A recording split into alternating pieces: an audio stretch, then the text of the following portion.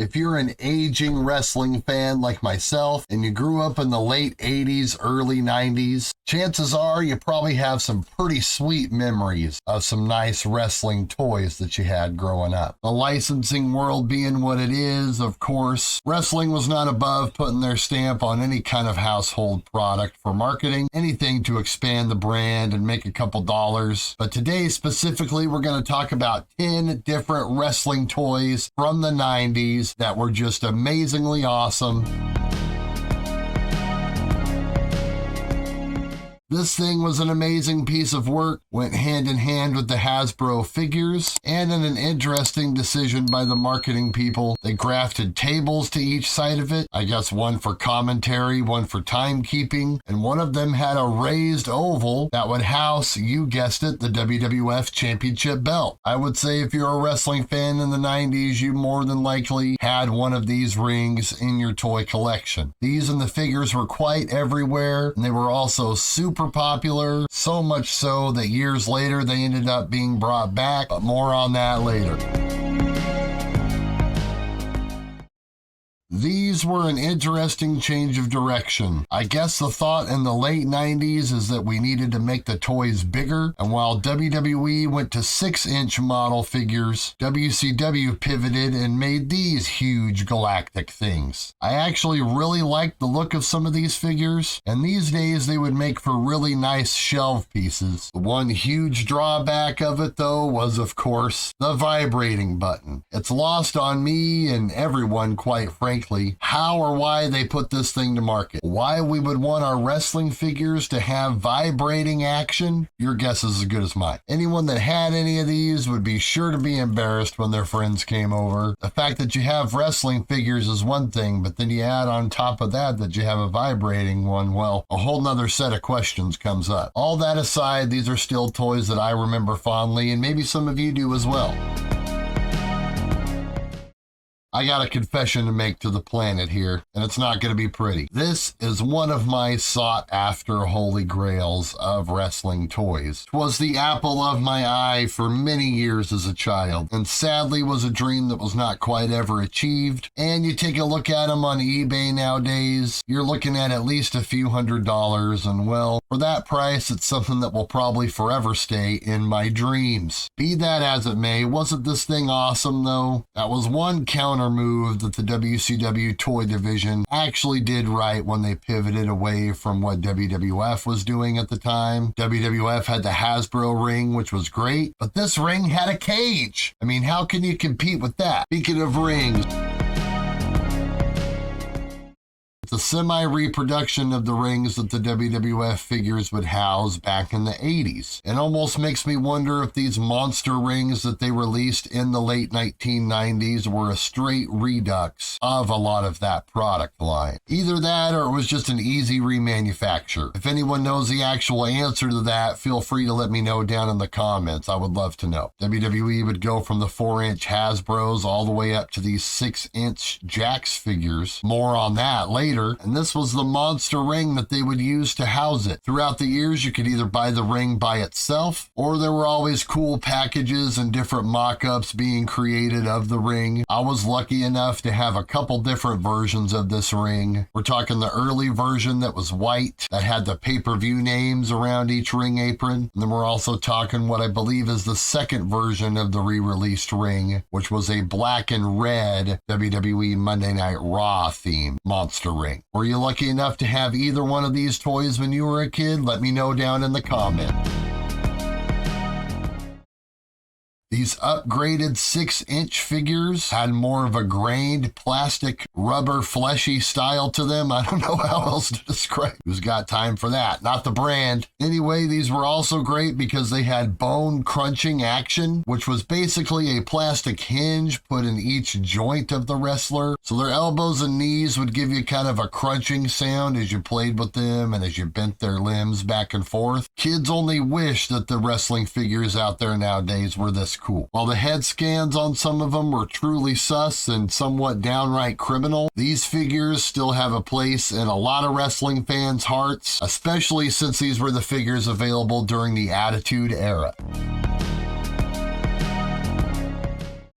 This one may be kind of obscure to some, but much like the WCW steel cage ring, this was also the apple of my eye for many, many years. This thing was on the ceiling shelf of my local Kmart for what I think was about a decade straight. And it's yet again one of those rare, sought-after things that someone paid a ridiculous amount for on eBay, and now you're looking to get one for right around $300, even with them not being in the greatest of shape. Once again, I'm all about accomplishing dreams, but this one just seems a little too far-fetched for me. Of course, the hope and the dream is to run across one somewhere at a garage sale, a thrift store, maybe perhaps a St. Vincent de Paul, who knows? Did you ever see one of these awesome trunks out in the wild? And was it at a Kmart or somewhere else? A lot of fans I've talked to aren't even aware of this thing's existence. Let me know down in the comments.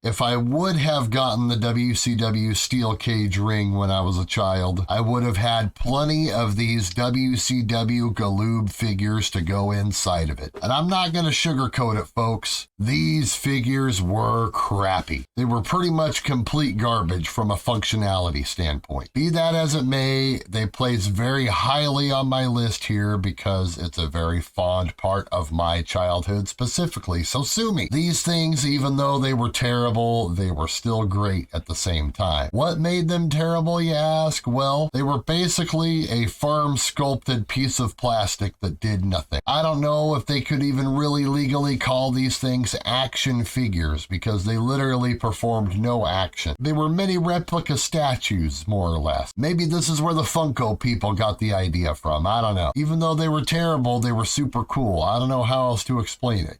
We made the best of it, all right? Even though they couldn't move or bend or do anything like that, you could still, throw them at each other and, kind of hook a couple of them together. I mean, there was a couple things you could do. Go figure. Galoob. Now, a lot of people are going to ask, Brand, why specifically the WCW belt? WWF was making all kinds of toy belts all through the years, and so why aren't those ones included in there? Well, the logic for me here is quite simple. I never ever saw any of those belts available in a local store. You'd see them in the magazines and in the catalogs, and I'm sure they had them available at live events. But as far as them being readily available in toy stores and department stores and things like that, well, WWF, for whatever reason at the time, just kind of dropped the ball on that. Even though pretty much anything else that they made you would see on store shelves, I rarely, if ever, saw one of the WWF toy belts in an actual store. But I did see this thing in KB Toys quite a bit. The WCW Championship belt, which was basically the same idea as how the WWF had theirs. In later years, WWF, WWE would fix this. In the last 20 years or so, pretty much impossible to go into any store's toy department at this point and not find some kind of WWE title in there. But that wasn't always the case. I had this one. You knew this had to be on there. And even though this was another thing that I was not quite fortunate enough to have, they were still very, very awesome. And a version of these has been made pretty much continually ever since. These original Wrestling Buddies were where they were at, though. Of course, Wrestling Buddies were awesome. If you don't know that, I mean, come on. The creme de la creme of all 90s wrestling toys, I would say. This gets the #1 spot simply because it's probably the most common and most sold of all the toys that we're talking about in this description. If you weren't all out into wrestling, if you maybe just had your foot halfway in, or even some of the times no way in, even kids that weren't wrestling fans, I think, ended up with a couple of these at some point. They were everywhere, they made all kinds of them, and as I mentioned earlier, even though they were discontinued at a time, they were revived about 10 years or so ago. And as far as I know, WWE's been making updated versions of these ever since. I don't know the exact numbers, but you have to think that they at least sell comparatively to the basic figures that WWE puts out nowadays, which I'm sorry to say, it's no secret out there that they're pretty much absolute garbage as well. Pretty much like the old WCW Galoob figures of old, except they move a little bit. I'm just just glad that somebody's still buying wrestling toys out there regularly. That's it. That's my list, folks. Hope you enjoyed it. I figured this would be a good thing to talk about because, I mean, who doesn't like reliving the good moments of our childhood with professional wrestling? I know I love to. And this is something that you can do throughout the years. It doesn't matter. No judgment here on the pro wrestling planet, all right? So if you're an adult that collects them, great. I still collect all kinds of things wrestling related, as you can see. I'm not much into the figures myself really so much anymore, but I'm not opposed to appreciate a good wrestling figure every now and then. It's been something great that I've been able to pass along to my children throughout the years, and hopefully people keep buying these things. And that's kind of my whole point of how I was wrapping things up earlier, is that hopefully the circle just kind of keeps perpetuating itself and more generations are getting into wrestling and henceforth buying the wrestling toys and experiencing the wrestling toys in a whole new and different way. Now, you 80s, 90s kids out there, this is your chance. If there was anything on this list that I missed that you think was deserving of it, please let me know down in the comments. Or even if you just want to mention some random 90s wrestling toy that probably didn't deserve to make the list, but you want to go ahead and give me a nice chuckle, I'd love to hear that too. Last but not least, if you liked what you saw today, please consider subscribing to the channel. The planet's getting bigger and bigger each day, and there's plenty of room for everyone. And I mean everyone. Also, I'd appreciate it if you'd leave a like on your way out. Thank you very much for watching. Until next time, we'll see you right here on Pro Wrestling Planet.